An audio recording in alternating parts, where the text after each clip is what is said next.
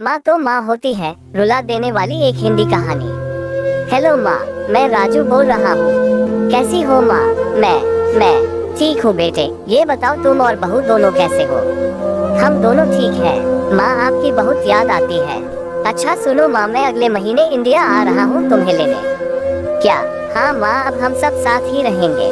नीतू कह रही थी माजी को अमेरिका ले आओ, वहाँ अकेली बहुत परेशान हो रही होंगी। हेलो, सुन रही हो माँ? हाँ बेटे। बुरी आंखों से खुशी की अश्रुधारा बह निकली। बेटे और बहू का प्यार नस नस में दौड़ने लगा। जीवन के 70 साल गुजार चुकी सावित्री ने जल्दी से अपने पल्लू से आंसू पोंछे और बेटे से बात करने लगी।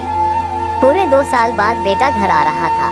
बूढ़ी सावित्री ने मोहल्ले भर में दौड़ दौड़ कर ये खबर सबको सुना दी। सभी खुश थे कि चलो बुढ़ापा चैन से बेटे और बहू के साथ गुजर जाएगा। राजू अकेला आया था। उसने कहा कि माँ, हमें जल्दी ही वापस जाना है, इसलिए जो भी रुपया पैसा किसी से लेना है वो लेकर रख लो, और तब तक मैं किसी प्रॉपर्टी डीलर से मकान की बात करता हूँ। मकान? माँ ने पूछा। हाँ माँ, अब ये मकान बेचना पड़ेगा, वरना कौन इसकी देखभाल करेगा?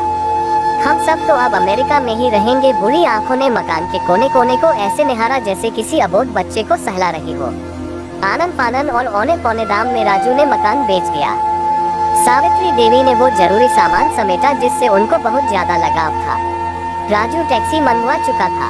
एयरपोर्ट पहुंचकर राजू ने कहा, माँ तुम यहाँ बैठो, मैं अंदर जाकर सामान की जांच और बोर्डिंग और वीजा का काम निपटा लेता हूँ। ठीक है बेटे। सावित्री देवी वही पास की बेंच पर बैठ गई।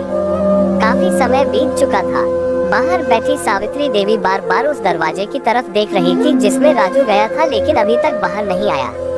शायद अंदर बहुत भीड़ होगी सोचकर बुरी आंखें फिर से टकटकी लगाए देखने लगती। अंधेरा हो चुका था। एयरपोर्ट के बाहर घमाघमी कम हो चुकी थी। माँ जी, किससे मिलना है? एक कर्मचारी ने वृद्धा से पूछा।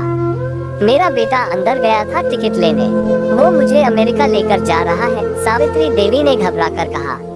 लेकिन अंदर तो कोई पैसेंजर नहीं है, अमेरिका जाने वाली फ्लाइट तो दोपहर में ही चली गई। क्या नाम था आपके बेटे का? कर्मचारी ने सवाल किया। राजू।